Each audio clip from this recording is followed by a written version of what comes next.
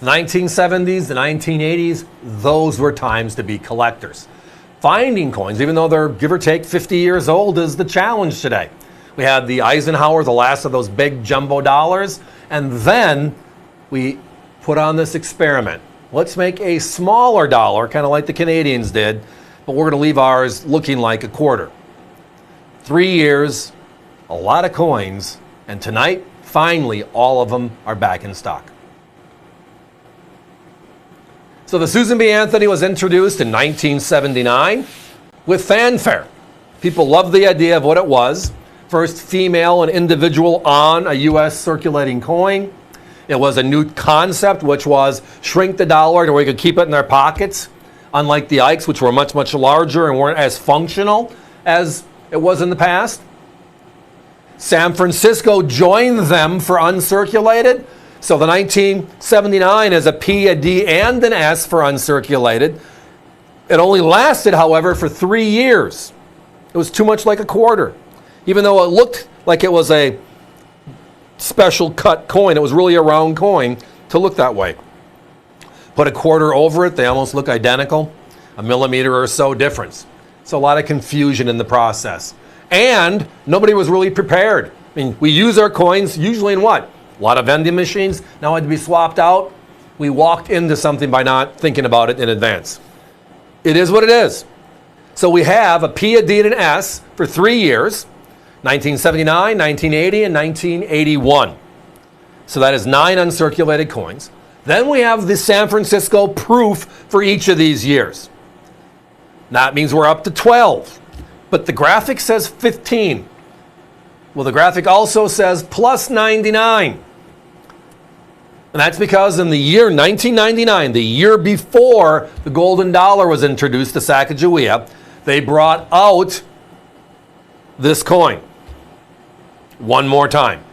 We needed coins for circulation, so we were told. They, however, were not added to the uncirculated sets or the proof sets of that year. So a lot of people call them the forgotten or the secret SBA, Susan B. Anthony's. It was just, they didn't add them to everything else they normally do. So the total number is actually 15. That's the number you're seeing here. Each one of ours are encapsulated, placed into this gorgeous presentation. And again, the price is the key, $89.95. Let's just add up coin by coin where my competitors are. 1979, first year of issue, the first mini dollar.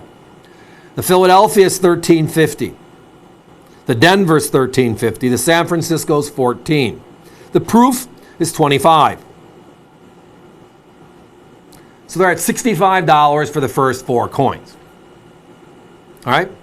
1980, 14, 13, 13, and $20 on the proof. 81's very similar, 19, 19, 16, with the proof at 20 as well. But then the 99 kicks in.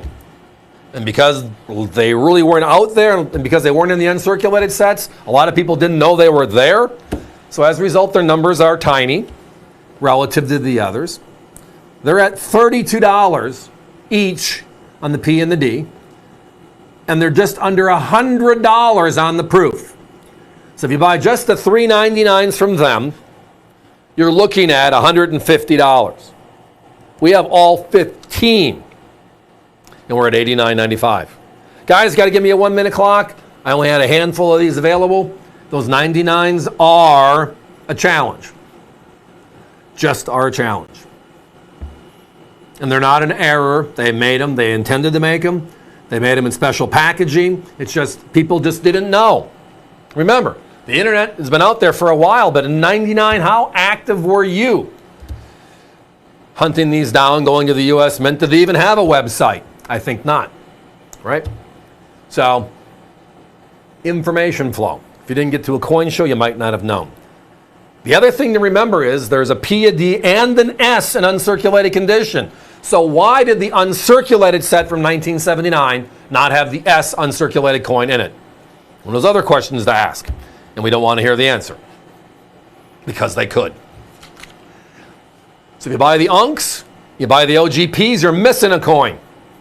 The only way to get the complete set is actually through something like this. So tonight we have them all available, saving a lot, way over $100 under our competition, $89.95 while they last.